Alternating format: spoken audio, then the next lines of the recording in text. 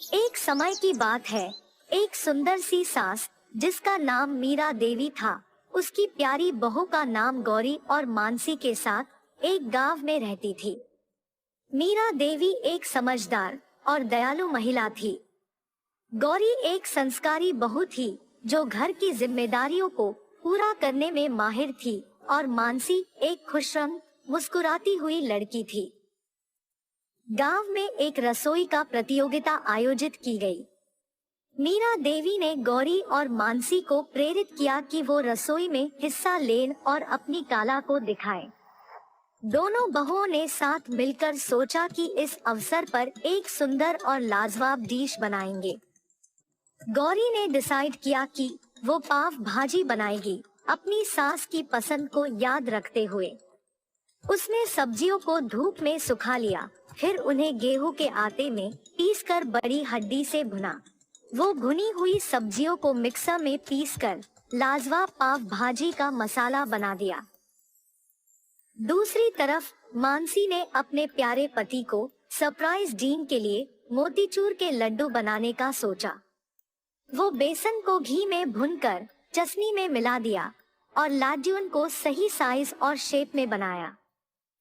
प्रतियोगिता के दिन गौरी ने अपनी पाव भाजी को हल्का सा बटर से सजाया और मानसी ने अपने मोतीचूर लड्डुओं को सिल्वर वर्क से सजाया।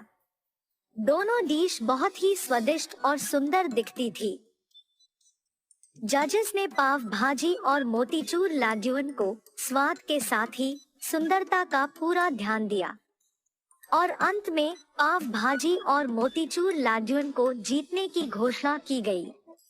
गौरी और मानसी दोनों खुश थे और मीरा देवी ने अपनी बेटियों का सराहा।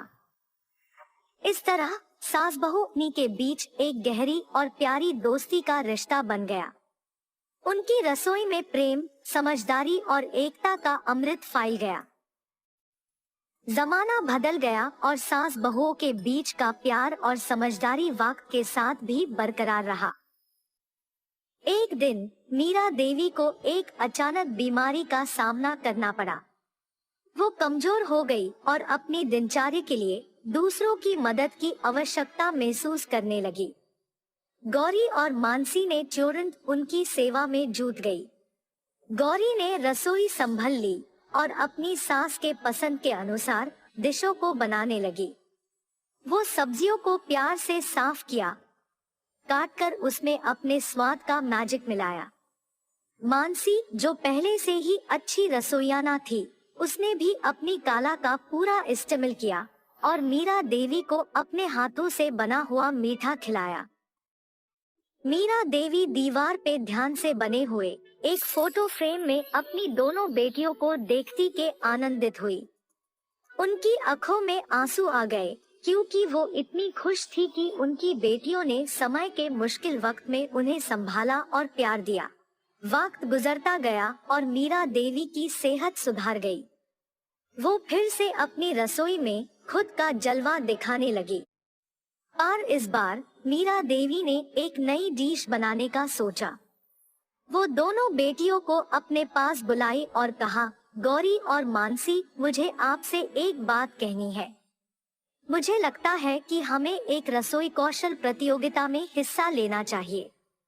हमें दिखाना चाहिए कि हमारी रसोई में प्रेम, समझदारी और मेहनत है। गौरी और मानसी खुश होकर तैयार हो गई। वो साथ मिलकर नई डिशों पर काम करने लगी। गौरी ने डिसाइड किया कि वो पनीर टिक्का मसाला बनाएगी और मानसी ने डेजर्ट के लिए राबड़ी और मलपुआ तैयार किया। प्रतियोगिता के दिन मीरा देवी ने बड़ी उमंग से पवित्र प्रार्थना की और उनकी दोनों बेटियों को आशीर्वाद दिया।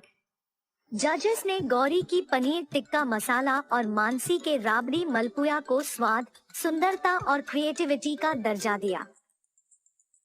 अंत में मीरा देवी, गौरी और मानसी ने प्रतियोगिता जीत ली।